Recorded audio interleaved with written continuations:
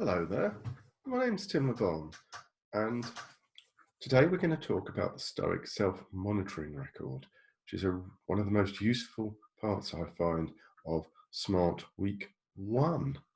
So let's move over to the teachable materials, which I hope you're finding your way around and finding really useful. And there's a section on self-monitoring.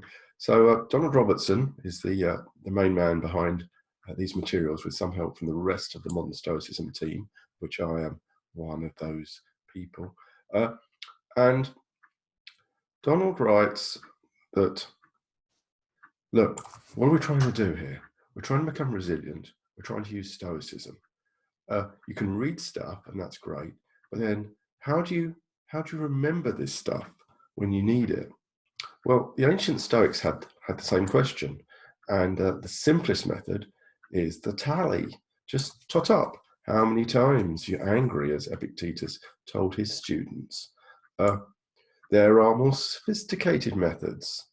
As we work our way down, we will see about how Augustus, the Emperor Augustus, was tutored by Athenodorus, who told him, quite bravely I think, whenever you get angry, Caesar, do not say or do anything before repeating yourself the 24 letters of the Greek alphabet.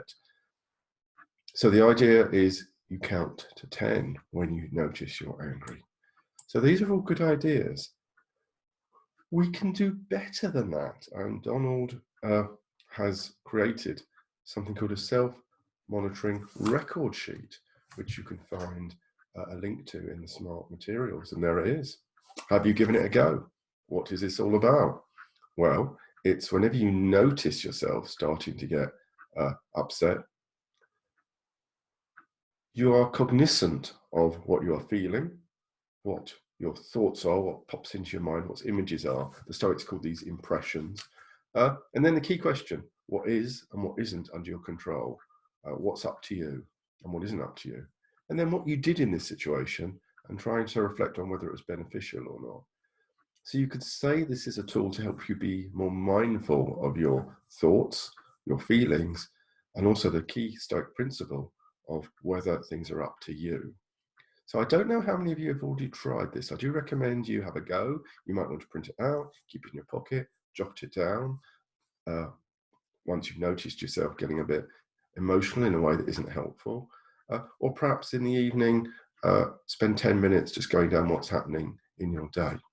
Now, Stoic Self-Monitoring Record Sheet is so useful that I think it's useful to have some worked examples so you can see that you're doing it right.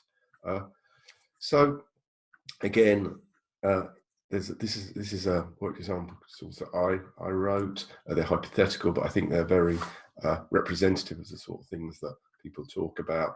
And there's a link to the article in the teachable materials. But let me talk you through some examples of how the self-monitoring record could help you on your path towards Stoic sagehood. So imagine this. You're in your car, you're blocked, and perhaps there's a space. If only that car moved a little bit, I could have let you in. What are you thinking? That's so inconsiderate. How are you feeling? Annoyed. What are the early signs? Maybe clenched teeth. Okay, so that might lead you, pre-Stoicism, to swear under your breath and get really agitated and ruining that nice calm time you're having. So how can Stoicism help?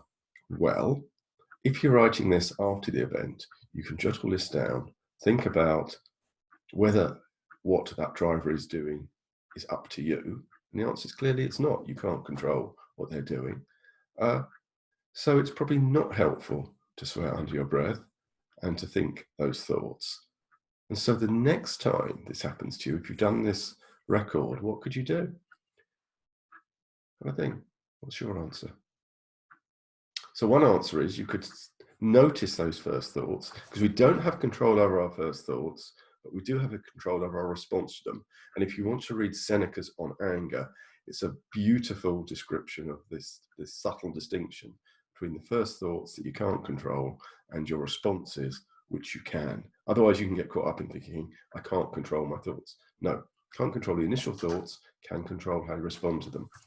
So the next time you're stuck there, you think, hold on, it's not up to me. I need to accept this. Perhaps take a deep breath, and you will not be wasting so much energy. You will not be getting into trouble with road rage, and you will be more serene. Okay, here's a different situation. So that's kind of connected with anger. This one's more connected with worry. So you've got an interview tomorrow, and you notice that you're starting to get anxious. And then this is another key part of learning to do the self-monitoring record, which is when you feel an emotion, try and work out what thoughts are driving the emotion. So sometimes I tell my therapy clients to imagine themselves in a graphic novel feeling this emotion, and there'd be a thought bubble coming out of their head. What would be the thought that was making them angry, or in this case, worried? So you realize that you've got a kind of image of yourself looking stupid because you can't answer a question. Okay. This is a slightly more complex example, because in this case, when you ask that key question, what's up to me? Well, it's not up to you whether they ask you questions you can't answer. You can't control that. And in general, in Stoicism, we can't control other people. We can't control what they think. We can't control things like the weather. And we have to focus on what we can control, which is things, mainly it's what we do and how we think about things, our attitude to things. So in this case, we can prepare for the interview. We can control what we do. So in this case, it's slightly different to the first one in another way, because you notice it whilst you started to worry. You're kind of nipping the worry in the bud. So what do? You decide not to worry, but instead to spend half an hour researching the company. And as you do that, you probably become absorbed in that, so you're less likely to worry. And then some of your worries are eased because you're actually doing something about it. So Stoicism might even help you get a job. Be very nice. Okay, final example. And this is kind of more to do with relationships and perhaps being sad about things going on. So you email someone or you text them and you don't get a reply, and you're kind of thinking, gosh, maybe they don't like me, and you're feeling very sad. So once again, it's one of those examples where you could notice it before it spirals out of control.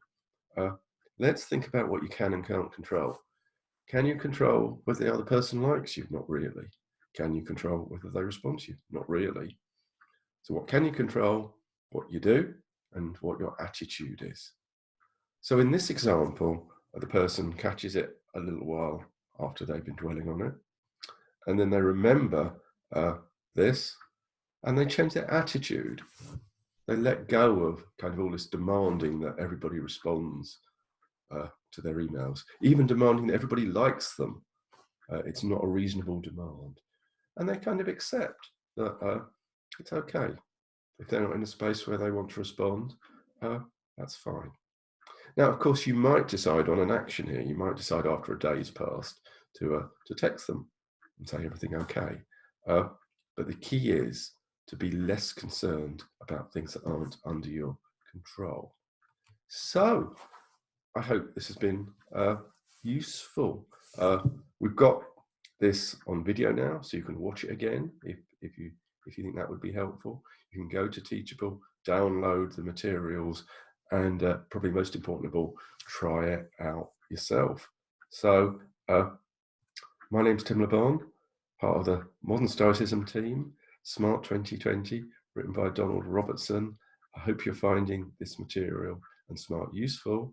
See you later.